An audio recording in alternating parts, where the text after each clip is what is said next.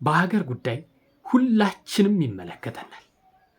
ትንሾች ባበጁት መልካም ነገር ወይም ትንሾች ባበላሹት ክፉ ነገር ሁሉም ከሊቅ እስከ ደቂቅ የሚጎዳበት ሁኔታ ሳይሆን መፍጠር ያለብን ብዙሃኑ ተሳትፎበትና የብዙሃኑ ሐሳብ አስተዋጽኦ ያለበት ሀገር ብንገነባ የተሻለና ዘላቂ ሰላማዊ በልማትም ያደገች ሀገር እንድትኖር እናደርጋለን።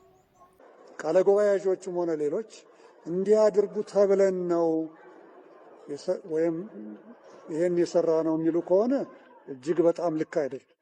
ከሰሞኑ በሀገራችን እየተካሄደ ያለው የምክክር ኮሚሽኑ ለመጀመሪያ ጊዜ በታሪክ እየተካሄደ ይገኛል። ስለዚህ በዚህ ምክክር ሂደት ውስጥ ምን ነገር አለ፣ ምን እየተካሄደ ነው የሚለውን ነገር ከሰማኋቸው ከተሳታፊዎች ከሚዲያ ከሰበሰብኳቸው መረጃዎች ተነስቼ የራሴን ሐሳብና አስተያየት ሰጣለሁ። ትላንትና በሰራሁት ቪዲዮ ትልቅ ተመልካች አግኝቻለሁ፣ ደስ ብሎኛልም። በእውነቱ ለሌሎች እንዲደርስ ተመልክታችሁ ሼር፣ ኮፒ ሊንክ ያደረጋችሁ መልእክትም የሰጣችሁኝ ከፍ ያለ ክብር አለኝ። ለዛሬ ደግሞ ተለቅ ያለ በተለይ ከሰሞኑ ፕሮፌሰር መስፍን አርአያ የተከሰቱ በውይይቱ የተከሰቱ ነገሮችን በገደምዳሜው ለበስ አድርጓቸው አልፏል። እኔ ደግሞ ምን ተከስተዋል የሚለውን ነገር ባጭሩ ለመግለጽ እሞክራለሁ። እዚህ ውስጥ የመጀመሪያው ነገር ምንድነው? ከዚህ ተሳታፊ ያሉ አካላት ምንድን ናቸው፣ እነማን ናቸው የሚለውን ነገር መጀመሪያ እንይ፣ ግልጽ ለማድረግ ምናልባት ይህን ውይይት እማቀርብላችሁ መጨረሻ ላይ ውጤትም ከሆነ ውጤቱን ውድቀትም ከሆነ ውድቀቱን ለመገምገም ያመቸን ዘንድ ነው። ስንገመግም ደግሞ መነሻችን የተሟላ መረጃ ስንይዝ ከሆነ እንጂ ካልያዝን ይሄን ያክል ፍሬ ያለው ነገር አንናገርም። ባሉባልታ ላይ የተመሰረተ የሐሳብ ግምገማ ደግሞ ውጤት አያመጣም። ስለዚህ ይህን ስል መጀመሪያ በተወያዮች ውስጥ እነማን አሉ የሚለውን ነገር እንጥቀስ። አንደኛና የመጀመሪያው ጉዳይ የኮሚሽኑ ባለሙያዎች ናቸው። ሁለተኛ ተወያዮች ናቸው። ሶስተኛ አመካካሪ የሚባሉ ቡድኑን ሰብስበው ጋይድ የሚያደርጉ ሊድ የሚያደርጉ አመካካሪዎች አሉ። አራተኛ ፓነል ኦፍ ኤክስፐርት የሚባሉ አሉ። እነዚህ ፓነል ኦፍ ኤክስፐርት የሚባሉት በዋነኝነት የህግ ጉዳይ ሲመጣ የህግ ምክር የሚሰጡ፣ የታሪክ ጉዳይ ሲመጣ ታሪክ ትምህርትን የሚሰጡ ሳፖርት የሚያደርጉ፣ ሌሎች ጉዳይ ማህበራዊና ፖለቲካዊ ጉዳዮችን ጠቅላላ አሰስ እያደረጉ ምክርና ሀሳብ እንዲሰጡ ወይ ደግሞ ለምክክሩ ግብአት የሚሆን ነገር የሚሰጡ ናቸው። ከዛ በተረፈ ሌሎች የዚህ ምክክር ውጤት ውሳኔ የሆነውን የሚይዙ ወይ ደግሞ ሂደቱን የሚመዘግቡ ቃለ ጉባኤ ያዦች አሉ። በዋነኝነት እነዚህ ናቸው በዚህ ምክክር ዙሪያ ላይ የሚሳተፉት። ስለዚህ ብዙ ችግሮች በውስጥም በውጭም የሚፈጠሩ ችግሮች አሉ። በተለይ አሁን ደግሞ ቀኑ ቀረብ ሲል ከ10 ወደ 50 ከ50 ወደ 50 ከፍ ሲል ውይይቱ የቡድን ውይይቱ የተጨመሩ ባለስልጣናት አሉ። እነዚህም የራሳቸውን አስተዋጽኦ ወይ ደግሞ ተጽዕኖ አላቸው። ምንድን ነው የሚለውን ነገር የምናይ ነው የሚሆነው። ምናልባት ይህ የቲክቶክ አካውንት ከ3 ደቂቃ በላይ የሚፈጅ ቪዲዮ ዳውንሎድ ወይ ደግሞ ፖስት ማድረግ አይቻልም። ስለዚህ በመሃል ቢቆረጥባችሁ በዚህ ቲክቶክ አካውንት ስም የተከፈተ ወገን መረጃ ሚል የዩቲዩብ ቻናል አለ። እዛ ሄዳችሁ ሙሉ ቪዲዮውን ወይ ደግሞ ሐሳቤን ማየት ትችላላችሁ። እነማን ምን አይነት ተጽዕኖ ፈጠሩ የሚለውን ነገር ነው። የመጀመሪያዎቹ በዚህ በኩል ሂዱ በዚህ በኩል አትሄዱም ብሎ ተመካካሪዎችን ተጽዕኖ የሚፈጥሩ ሰዎች ነበሩ። እነዚህ ተጽዕኖ የፈጠሩ ደግሞ እነማን ናቸው? አመካካሪ የሚባሉት ናቸው።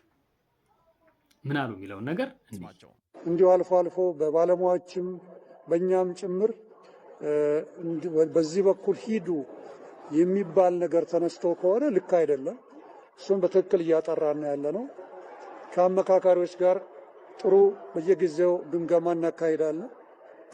ከፓነል ኦፍ ኤክስፐርቶችም ጋር እንደዚሁ ተመሳሳይ ነገር እናደርጋለን። አልፎ አልፎ እንዲህ የዘመሙ አካሄዶች ሲታዩ ደግሞ በጊዜው እና በወቅቱ እርምት እንዲደረግባቸው እናደርጋለን። ሁለተኛ ተጽዕኖ የፈጠሩ የትኞቹ ናቸው? ተመካካሪዎችን ደግሞ ለምን ይሄን ትላለህ፣ ለምን ያንን ትለናለህ፣ እውነታው ይሄ ነው እያሉ ደግሞ ሲሞግቷቸው የነበሩ አካላት አሉ። እነዚህ አካላት ምንድናቸው? ፓናል ኦፍ ኤክስፐርትስ የምንላቸው ናቸው። ፓናል ኦፍ ኤክስፐርት የሚባሉት እነማን ናቸው የሚለውን ነገር ከዚህ በፊት የዛሬ 10 ቀን አካባቢ በዚህ አካውንቴ ለቅቄላችኋለሁ። እነዚህ ፓናል ኦፍ ኤክስፐርት የሚባሉት በውኑ የዩኒቨርሲቲ ምሁራን፣ ሌሎች የድርጅት መሪዎች ሳይሆኑ ለዚህ ምክክር ኮሚሽን ተብለው በልዩ ሁኔታ ሲሰለጥኑ የከረሙ ናቸው። ስልጠናውንም እዛው ላይ ሃይላይትሊ አሳይቻለሁ። ያን ማየት ትችላላችሁ። እነዚህ ፓናል ኦፍ ኤክስፐርት እውነተኛ ምሁራን ሳይሆኑ ለዚህ ምክክር የተዘጋጁ ይሄ ምክክር ማምጣት ያለበት ውጤት አለ ተብሎ የታሰበውን እና መፈጠር አለበት ተብሎ የታቀደውን ውጤት ወይ ደግሞ ትርክት እንዲፈጠር ተደርገው ሲሰሩ የነበሩ ሰዎች ናቸው። ይህንን ስል ግን ተመካካሪዎቻችን ደግሞ የራሳቸው እውቀት ያላቸው ሰዎች ናቸው። ተመካካሪዎቻችን ትልልቅ ፖለቲከኞች፣ መምህራን፣ ትልልቅ ቦታ ያላቸው ሰዎች፣ ያም ሲባል ደግሞ አርብቶ አደሮቻችን፣ አርሶ አደሮቻችን፣ ሴት ልጆቻችን ወይም እህቶቻችን ዋዛ እንዳይመስሏቸው። ከዛ በተረፈ ሌላ ተጽዕኖ ፈጣሪዎች እነማን ናቸው ስንል ቃለ ጉባኤ ያዦች ናቸው። እነዚህ ቃለ ጉባኤ ያዦች ደግሞ ተወያዩ የመከረውና የተናገረውን ነገር ወይ ደግሞ የወሰነውን ነገር ሳይሆን በሌላ ጣልቃ ገቦች ጻፍና አስፍር የተባለውን ብቻ ሲያሰፍር እንደነበረ ሚዛኑን የሚያሳጣ ውሳኔ ተወያይ ያልወሰነውን ውሳኔ ሲያሰፍር እንደነበሩ በዚህ መልኩ ተገልጦልናል። ግን ቃለ ጉባኤ ያዦችም ሆነ ሌሎች እንዲያድርጉ ተብለን ነው ወይም ይሄን የሰራ ነው የሚሉ ከሆነ እጅግ በጣም ልክ አይደለም። ምክንያቱም በዚህ ሂደት ውስጥ ማንም በሌላው ላይ የራሱን ብቻ ወይም የራሷን ብቻ ሀሳብ ለመጫን መሞከር የለባቸው። ሌላው አራተኛው ባለስልጣናት ናቸው። ባለስልጣናት ውይይቱ ከተጀመረ ከሳምንታት በኋላ ተፈቅዶላቸው እንዲገቡ ጣልቃ እየገቡ በተወያዩ ጫና እየፈጠሩ በተወያዩ ብቻ አይደለም በቃለ ጉባኤ ያዡ ባወያዩ እነዚህ ፓናል ኦፍ ኤክስፐርት የሚባሉትን ጫና እያደረጉ ባለስልጣኑ እነሱ ሊወሰንላቸው የሚፈልጉትን ብቻ እንዲወሰን ጫና ሲያደርጉ የነበሩበት ሁኔታ ነው ያለ። ይህንም ፕሮፌሰሩ በዚህ መልክ ገልጾልናል። እዚህ አዳራሽ ውስጥ የክልል ርዕሳነ መስተዳድር አሉ። የከተማችን ከንቲባ በሙሉ ቀን እዚህ ይገኛሉ እና ሌሎችም የፌዴራል አመራር ሚኒስትሮቹም እዚህ እንደሚገኙ አስተውላቸዋል። እዚህ የሚመጡ የክልል ርዕሳነ መስተዳድር ሆነ ከንቲባዎች እንዲሁም ሚኒስትሮች እንደሌላው ተመካካሪ በትክክል ቁጭ ብለው በስነ ስርዓት እንዲመካከሩ ነው እንጂ የእነሱን ስልጣን ወይም ጉልበት ሊያሳዩ ነው። ከዛ ውጭ ይሄን ካልኩ እንግዲህ የምክክር ሂደቱ በዚህ ሁኔታ እያለፈ ከሆነ ምናልባት ሌሎች ያጋጠሙ ፈተናዎችስ ምንድናቸው የሚለውን ነገርም ልጨምር። ምናልባት ከዚህ ላይ ተወያዮች የገለጹት ነገር እንደ መልካም የሚወሰድ ጥሩ የሆነ ሎጂስቲክስ እየቀረበላቸው ነው። መጠለያ፣ ምግብ፣ ትራንስፖርት፣ ሕክምና ኢቭን ህፃናትና ልጆች ላላቸው ራሱ ሞግዚት ተቀጥሮላቸው እየሰሩና ምቹ ሁኔታ እንደተፈጠረላቸው ብዙ ኢንተርቪው የተደረጉ ተወያዮች ገልጸዋል። ይሄን ማመስገን፣ ማድነቅ፣ መቀበል ይገባል። ይሄ ብቻ አይደለም፣ ሀሳባቸውን በስነ ስርዓት ገልጸው ሞግተው እውነታው ይሄ ነው ብለው ደግሞ እነዚህ ፓናል ኦፍ ኤክስፐርት የሚባሉትን አንቀበልም እውነታዊ ነው እያሉ ደግሞ ትክክለኛ ነገርና ለሀገር ሰላም የሚፈጥር ነገር አወያይተው ተወያይተው ውሳኔ እየሰጡ ውሳኔ እያሳረፉ ያሉ አካላት እንዳሉ መዘንጋት የለበት። እነዚህም ለሀገር ሰላም ለህዝብ ደህንነት የሚያደርጉት ነገር ለሚያበረክቱ አበርክቶ ምስጋና እንደሚገባቸው መዘንጋት የለበትም። ከዚህ ውስጥ ምናልባት የግልፀኝነት፣ የፍትሐዊነት፣ ሚዛናዊነትና አካታችነት ያነሰውም ሁኔታ አይተናል። እነዚህ ችግሮችም የአንድ አካል የሀሳብ የበላይነት አራማጆች እየበዙ እንደሆነ አይቻለሁ። ከዚህ ውስጥም የወደድ ሰዎች በብዛት ተሳትፈዋል። እነማን ናቸው ስንል ደግሞ በዋነኝነት አዲስ አበባ ወክሎ የገቡ የወዴድ ተወካዮችና የወዴድ ሀሳብ አቀንቃኞች ናቸው።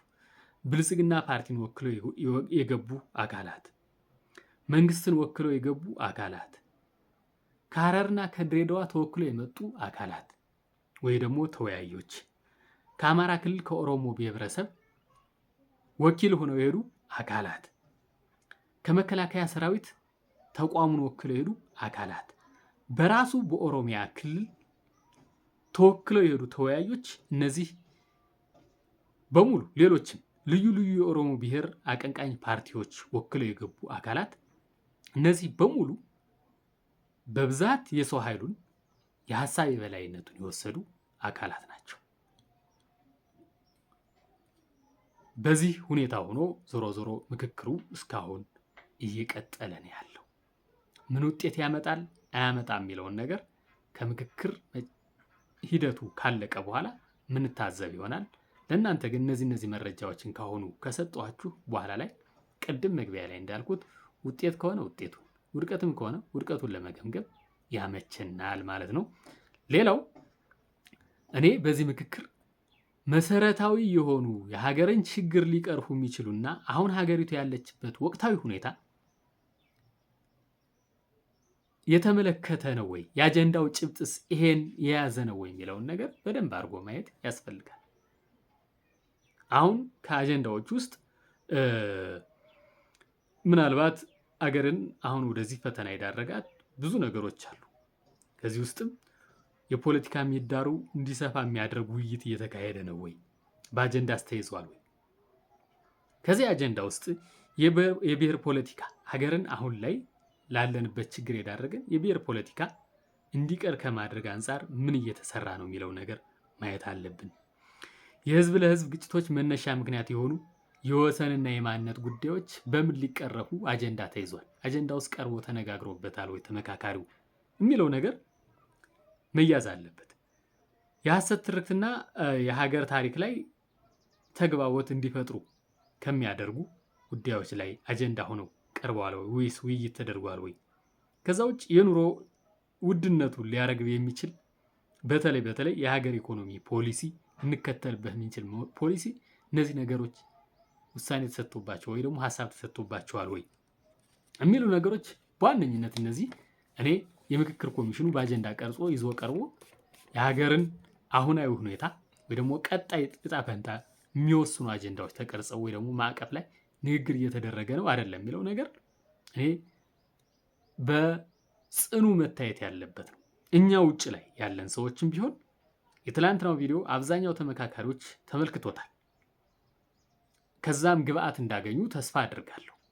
እኛ ከውጭ ነን ከምንሰማውና ከምንሰጠው ሀሳብ ይልቅ ደግሞ እነሱ ቤቱ ላይ ያሉ ሰዎች ምን ሀሳብ መውሰድ እንዳለባቸው፣ ምን ሀሳብ ላይ ተነጋግረው መወሰን እንዳለባቸው የሚያውቁ ይመስለኛል። ነገር ግን እኛ ከጎናችን እንደሆነ ድጋፍ እንዳለን ካሳየናቸው ደግሞ የበለጠ ለሀገር የሚበጅ ለህዝብ ሰላም የሚያመጣ እድገት፣ ብልጽግናን አስተዋጽኦ ሊያደርግ የሚችል ሀሳብ እንደሚሰነዘር ተስፋ አደርጋለሁ። ስለዚህ ከጎናቸው መሆናችንን ማሳየት መቻል አለብን።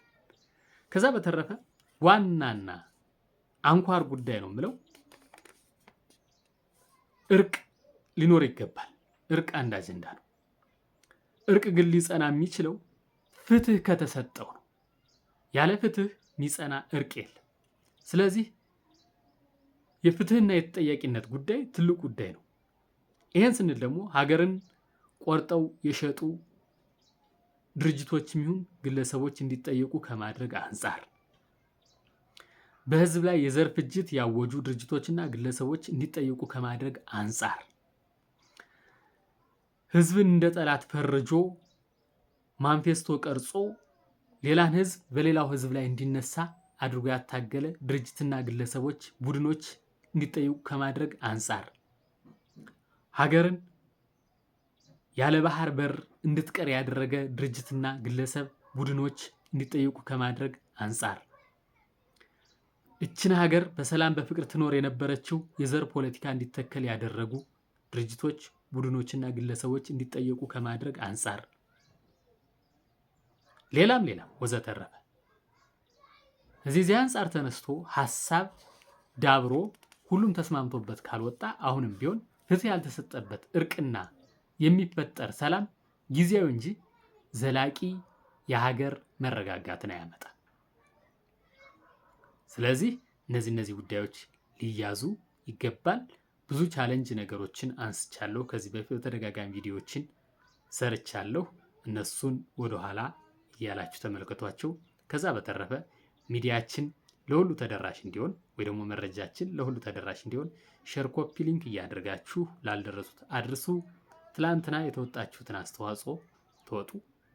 ከዛ በተረፈ እናንተም ከነዚህ ጥያቄዎች በተጨማሪ እነዚህን ጉዳዮች መነሳት አለባቸው የምትሏቸው ካለ በኮመንት አሳውቁኝ።